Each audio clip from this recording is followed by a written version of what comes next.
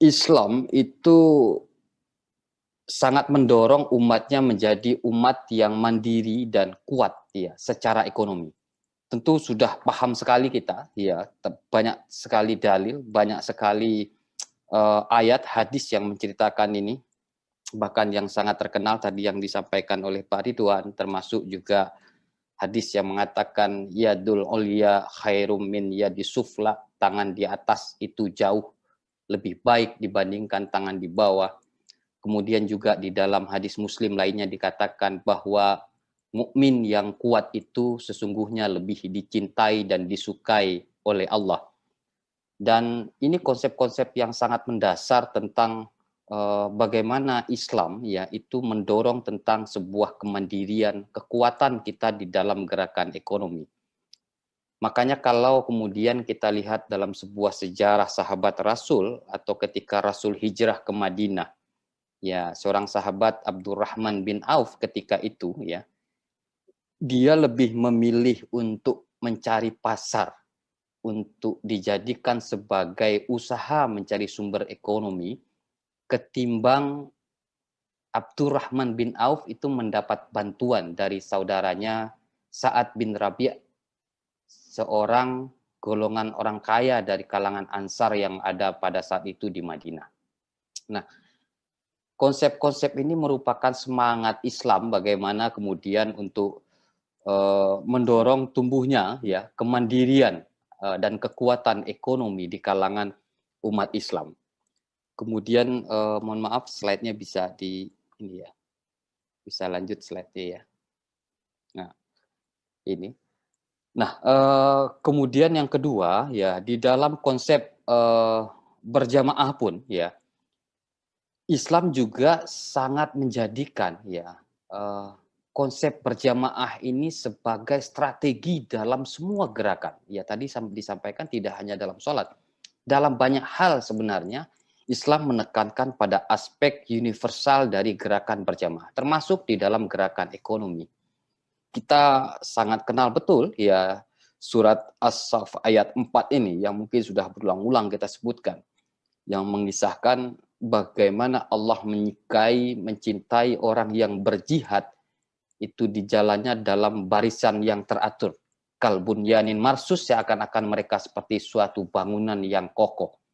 Dan ini konsep jamaah yang sering kita ceritakan, sering kita sampaikan, tetapi pemaknaan surat As-Saff ini ya kita memang cenderung hanya terbatas dalam ruang-ruang ibadah mahdah. Padahal ayat ini justru menegaskan bukan hanya semata-mata ibadah mahdah, bahkan lebih banyak persoalan jihad yang bersifat duniawiyah. Dan jihad ini pula sesungguhnya ya yang menjadi semangat dari konsep Muhammadiyah dalam gerakan ekonomi yang saya ambil intisarinya. Nah, di Muhammadiyah ya, jihad yang kita kenal itu adalah jihad lil muwajahah. Jihad yang bersifat konstruktif, jihad yang bersifat solutif, dan jihad yang bersifat alternatif. Ini jihad yang kita maknai yang selama ini di lingkungan Persyarikatan Muhammadiyah. Dan bukan jihad yang bersifat lil mu'aradah atau jihad yang konfrontatif. Nah, ini sangat sangat tepat ketika kita melihat kondisi ekonomi sebenarnya. Ya ketika ya mungkin banyaknya jaringan-jaringan retail yang dimiliki orang lain, bisa saja kita merasa marah, merasa emosi, tidak senang, tidak suka. Tetapi bagi Muhammadiyah, ya menunjukkan ketidaksukaan, ketidaksenangan terhadap sesuatu yang bertentangan dengan konsep kita itu bukan dengan lil muwaradah, bukan dengan konfrontasi, tetapi dengan lil muwajahah, melahirkan alternatif, melahirkan cara-cara yang solutif, konstruktif atas ketidaksetujuan kita terhadap sesuatu itu. Dan bisnis yang sekarang digerakkan oleh Suara Muhammadiyah sebenarnya bagian turunan dari semangat surat As-Saff ini yang kami maknai dalam konsep al-jihadu lil muwajahah itu. Nah, kemudian yang kedua, Kita lihat juga bagaimana konsep jamaah ini mampu mengubah tatanan ekonomi Madinah pada saat Rasulullah hijrah pada saat itu. Kita dikenalkan saat Rasulullah hijrah, selain Rasul mendirikan Masjid Quba di Madinah, yang kedua agenda Rasulullah di Madinah adalah melakukan pembaharuan struktur dan tatanan ekonomi yang tidak adil, ekonomi yang timpang, dengan cara apa? Dengan cara mendirikan sebuah pasar. Apakah tidak ada pasar pada saat itu? Ada pasar yang dikelola oleh kalangan Yahudi. Tetapi pasar yang dikelola oleh kalangan Yahudi ini adalah pasar yang penuh dengan keserakahan, penuh ketidakadilan, penuh dengan penindasan.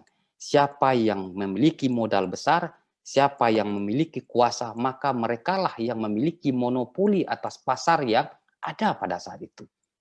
Maka Rasul melakukan jihad bersama para sahabat, mencari pasar alternatif secara berjamaah pada saat itu.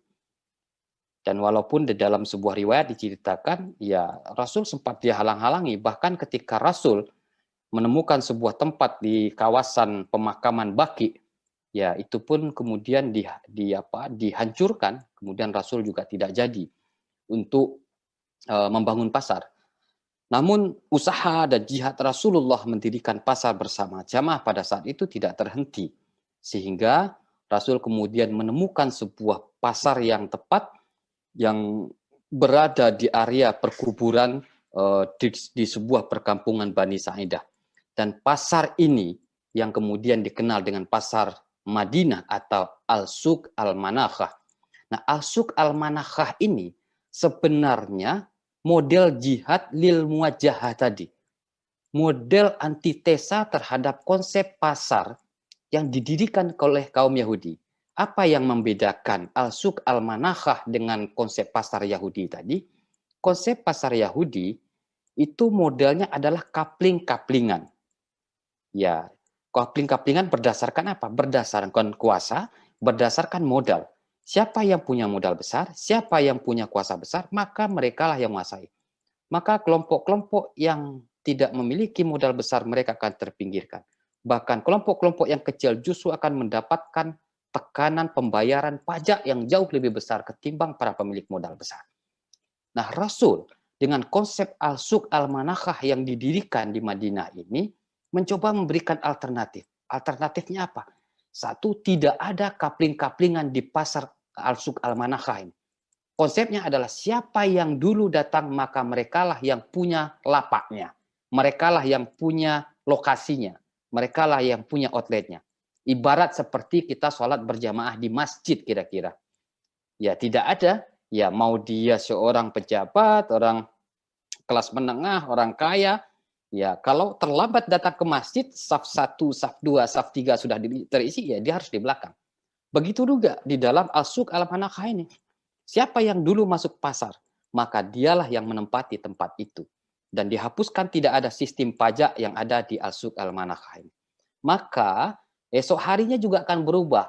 Ya, tidak mesti mereka yang tadi sudah menempati lapak tadi besok akan menempati, tergantung apakah besok harinya dia akan lebih dahulu datang daripada yang lain atau tidak. Ini konsep-konsep yang dibangun ya secara adil di pasar alternatif yang dibangun oleh Rasulullah pada saat itu. Dan kita juga akan melihat ya kondisi pasar ala Yahudi ini cerminan yang kita lihat hari ini. Nanti bagaimana model pasar yang kita hadapi ya, umat Islam hadapi, Muhammadiyah hadapi tengah. Itu tidak jauh sebenarnya dengan konsep-konsep pasar ala Yahudi ini. Dan mungkin selanjutnya, dan dari konsep pasar yang digerakkan oleh Rasulullah secara berjamaah ini, kita dapat mengambil kesimpulan bahwa menggerakkan ekonomi secara berjamaah, prinsipnya satu adalah tidak ada monopoli. Kalau tadi di pasar Yahudi, ya orang yang berkuasa, pemilik modal, pemilik jaringan, merekalah yang pemilik monopoli, itu diruntuhkan oleh Rasulullah melalui pasar alternatif Al-Suq Manakhah tadi. Nah, ini tidak ada monopoli. Kemudian yang kedua, interaksi yang saling menguntungkan. Nah, bukan yang saling membumi hanguskan, bukan yang saling menghancurkan.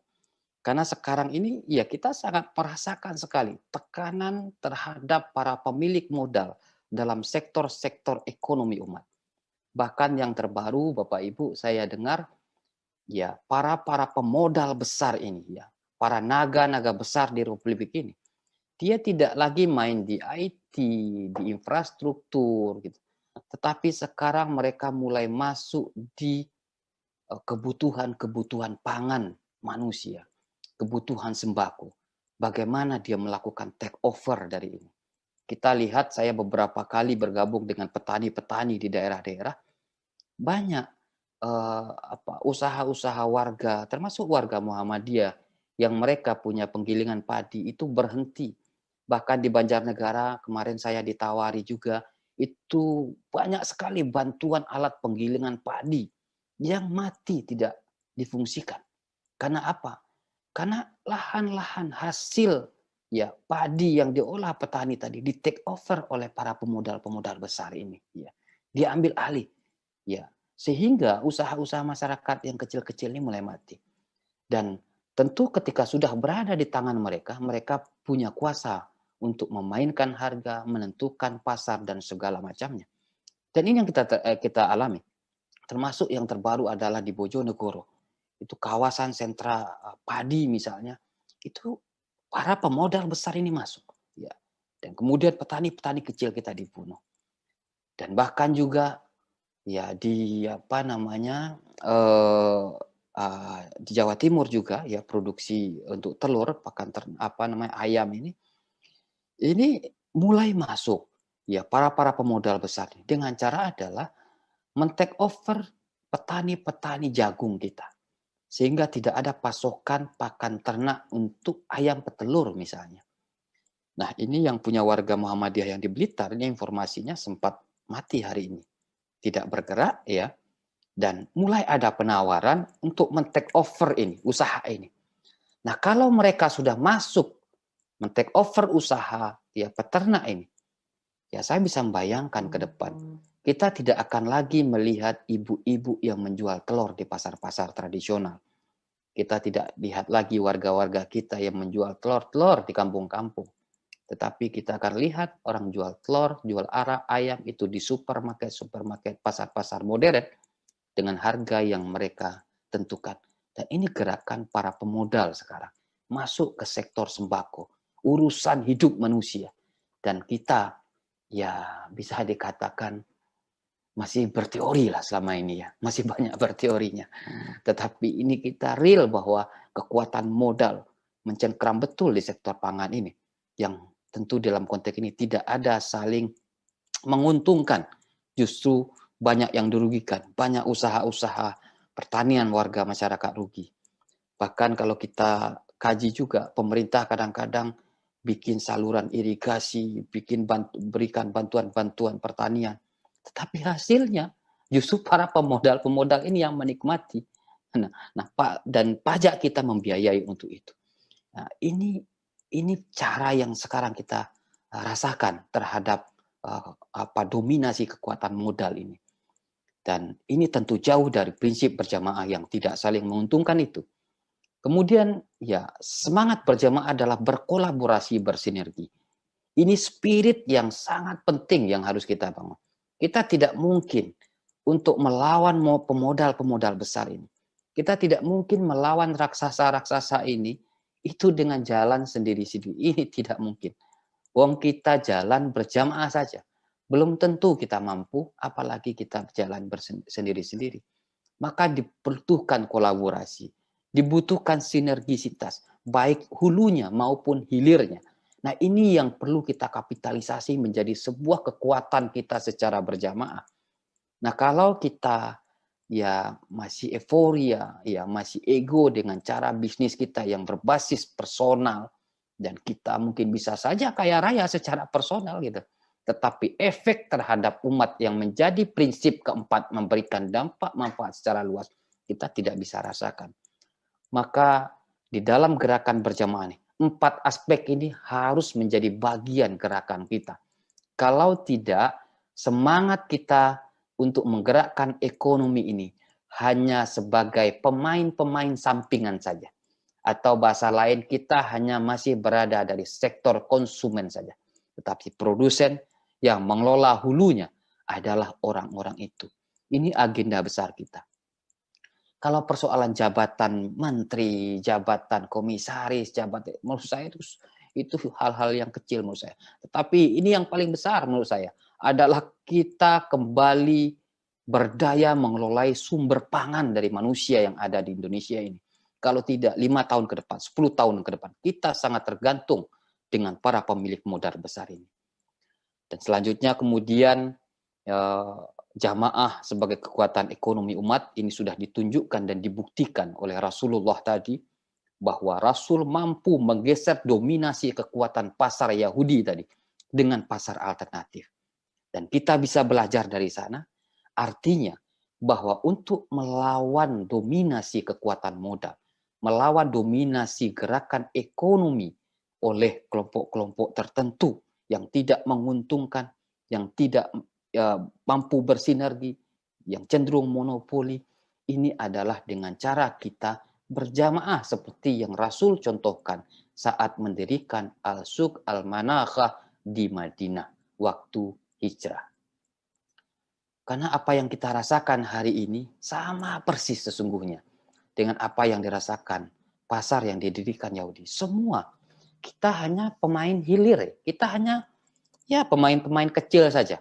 Ya, dan ya kita sudah happy, kita sudah gembira. Tapi ya mereka masuk, kalau Bapak Ibu lihat sekarang ya di minimarket, pasar-pasar modern, itu beras-beras itu sudah merek-merek mereka ya. Salah satu kalau saya sebut ya ada mereknya punya dan lain-lain gitu. Dan itu usaha-usaha yang di-offer dari petani-petani kita. Dan mereka bikin brand, dan ke depan mereka akan tentukan pasar itu.